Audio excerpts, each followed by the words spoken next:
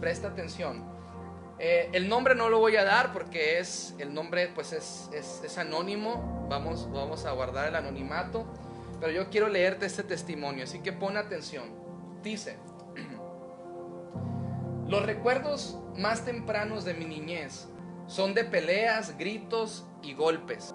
La mayoría de los arranques de ira de mi padre estaban dirigidos a mi madre, pero yo también me convertí en blanco de su agresión. Amaba a mi papá y me gustaba estar con él, pero su manera de control preferida era aterrorizarme, así que aprendí a tenerle miedo. Mi padre era también un abusador sexual. Se esperaba que yo hiciera lo que fuera necesario para hacer feliz a mi papá, y yo le tenía demasiado miedo como para resistir sus insinuaciones. Las protestas de mi madre en mi favor eran contestadas con palizas severas. Finalmente su ira lo llevó a asesinar a mi madre. Nunca pude despedirme de mi mamá. Esta fue el inicio de mi práctica de no permitir que nadie se me acercara. Mientras vivía con mi abuela, mi tío de 17 años comenzó a molestarme sexualmente. Una vez más, tenía demasiado miedo como para resistirme. Las instituciones de gobierno recibieron información sobre la situación y mi hermana y yo entramos en un programa de adopción. Me presentaron a mi nueva familia, pero la pérdida y la confusión me seguían. Mi abuela salió del mapa y nunca más regresó. Una vez más, no pude despedirme de ella y tenía demasiado miedo como para llorar. Todo lo que podía sentir era vergüenza. En mi nuevo hogar me recibieron con abrazos y seguridad. Cuando cumplí 10 años, mi nueva familia nos adoptó a mi hermana y a mí. Esto debió haber sido el principio de mi nueva vida, pero el único cambio real fue mi apellido. Mis temores me seguían consumiendo. Nunca se trató el asunto del abuso sexual, y descubrí que no tenía ningún buen punto de referencia que gobernara mi conducta futura. Cuando a la edad de 12 o 13 años fui violada por unos adolescentes, perdí el control. Aquel día decidí que ningún hombre me robaría el control. Decidí levantar una pared y convertirme en mi propia protectora. Durante la escuela secundaria fui bastante feminista. Salía con muchachos, pero una vez que estaba segura de que les gustaba, hacía lo que fuera necesario para alejarlos de mí. Me volví muy dura y rara vez sonreía. Llevaba un corte de cabello rapo y me esforzaba por quitarle méritos a mi apariencia física. Me volví cada vez más dura en mis respuestas hacia las otras personas. Yo sabía quién era Dios y hasta había tenido una relación con Él. Sabía que Él tenía que ser distinto a las personas que habían abusado de mí en mi pasado. Pero mi vergüenza me llevaba a verlo con temor y temblor, y me preguntaba cómo Él respondería realmente si yo me le acercara.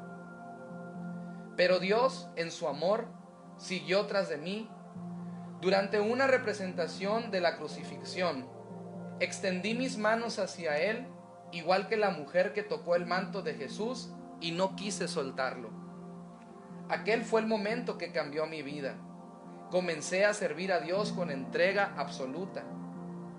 Durante este tiempo, Dios comenzó a trabajar mi corazón.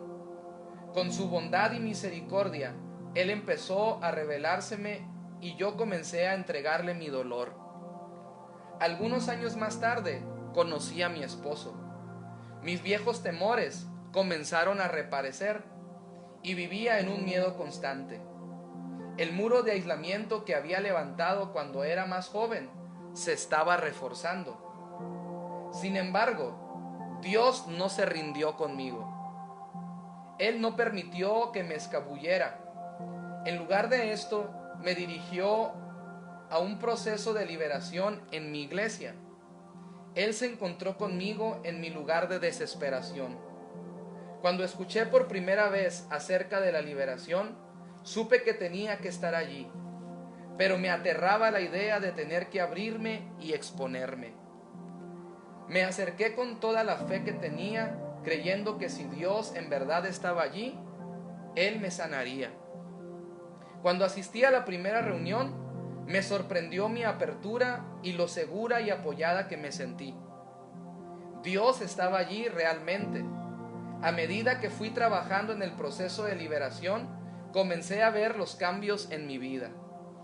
Por momentos fue un proceso doloroso, en especial cuando empecé a sentir el dolor del pasado que había tratado de adormecer por tanto tiempo. El superar mi vergüenza requirió que aprendiera nuevas creencias acerca de mí y mi pasado.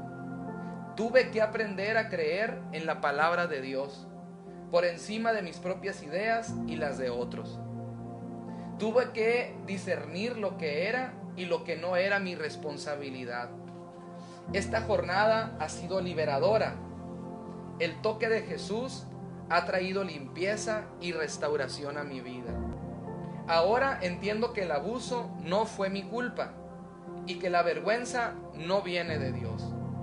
También he aprendido que existe una gran sanidad en ofrecer perdón a aquellos que me hicieron daño, aun cuando no lo reconozcan. Mi sanidad y mi liberación son para mí, no para ellos.